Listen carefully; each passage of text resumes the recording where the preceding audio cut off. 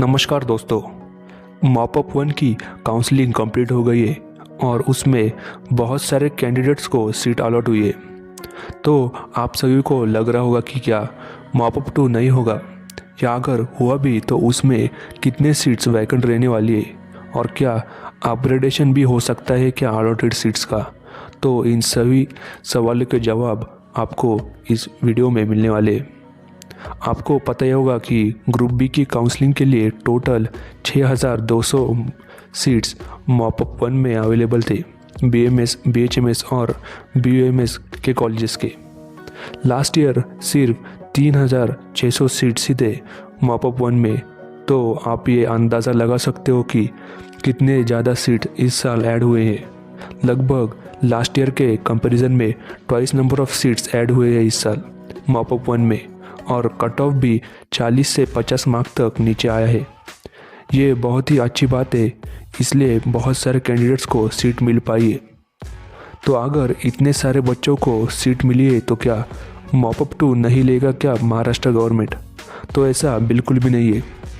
कितने seats vacant रहेंगी और ये न्यू वैकेंसीज कैसे बनती है, ये आप ध्यान से समझिए। कई कैंडिडेट्स को सीट अलॉटमेंट होती है, लेकिन वो कुछ रीजंस के कारण एडमिशन नहीं ले पाते, तो वो सीट्स वैकेंट रहती है।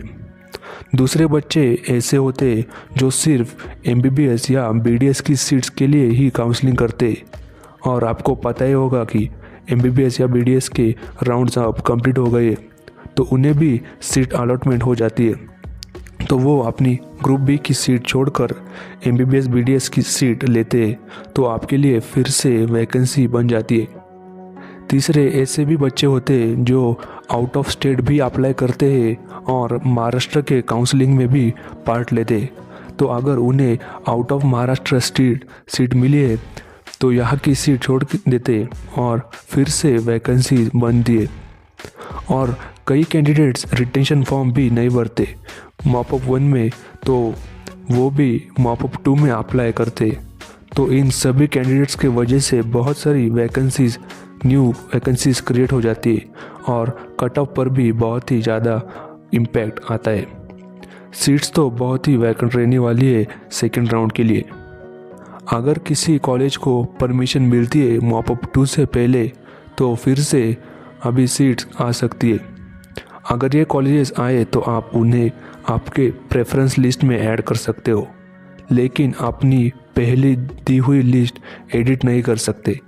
आपने जो लिस्ट बनाई है वो अब स्पॉट राउंड तक वैलिड रहेगी और आप उससे एडिट भी नहीं कर सकते। तो जिन बच्चों को कॉलेज पसंद नहीं आया था मॉपअप 1 में अलॉट हुआ, तो उनको अभी कॉलेज अपग्रेड हो सकता है अगर उन्होंने रिटेंशन फॉर्म फिलअप नहीं किया है।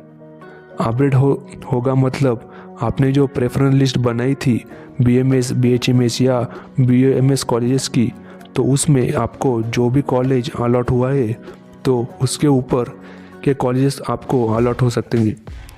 तो आपने लिस्ट चेक करिए और आपने जो अलॉटेड कॉलेज है उसके ऊपर के कौन कौन से कॉलेज डाले ये देख लीजिए।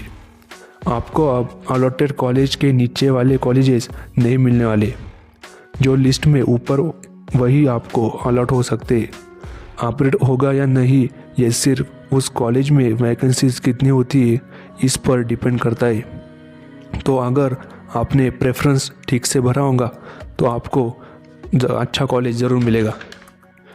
मॉपअप 2 का शेड्यूल जल्द ही रिलीज़ होने वाला है। 11 तारीख को मॉपअप 1 का प्रोसेस पूरा कंप्लीट हुआ है। उसके बाद कुछ ही दिनों में मॉपअप 2 का शेड्यूल भी शुरू हो जाएगा, लेकिन अभी ऑफिशियली कुछ नोटिस नहीं आया है CT सेल की तरफ से। मॉपअप 2 में महाराष्ट्र स्टेट के गवर्नमेंट कॉलेजेस और प्राइवेट कॉलेजेस भी पार्टिसिपेट करेंगे। काउंसलिंग प्रोसेस सेम ही होगी, लेकिन सीट्स थोड़े कम होंगे मॉपअप फर्स्ट के कंपैरिजन में। सीट वैकेंसीज पर डिपेंड करता है कि मॉपअप राउंड कब तक लेने हैं और कितने लेने हैं। अगर सीट्स रहती है मॉपअप 2 के बाद भी तो मॉपअप 3 भी हो सकता है, लेकिन इस थर्ड मॉपअप राउंड में सिर्फ गवर्नमेंट और गवर्नमेंट एडेड कॉलेजेस ही पार्टिसिपेट करेंगे, BMS, BHMS और BUMS के। ये आपको ध्यान से समझना होगा। प्राइवेट कॉलेजेस का थर्ड राउंड कभी नहीं होता, उनका डायरेक्टली इंस्टीट्यूशनल राउंड या स्पॉट राउंड होता है, जिसमें आपको फिजिकली जाके अप्लाई करना पड़ता है। आपका अगर लो स्कोर भी होगा तभी भी आपको एडमिशन मिल सकता है। 180 या फिर 150 अगर नीट स्कोर होगा तभी भी आपका विदाउट डोनेशन एडमिशन हो जाएगा। आपको पता ही होगा कि MBBS और BDS के राउंड्स अब लगभग कंप्लीट हो गए हैं, तो अब सारा फोकस ग्रुप बी और ग्रुप सी के काउंसलिंग पर किया जाएगा।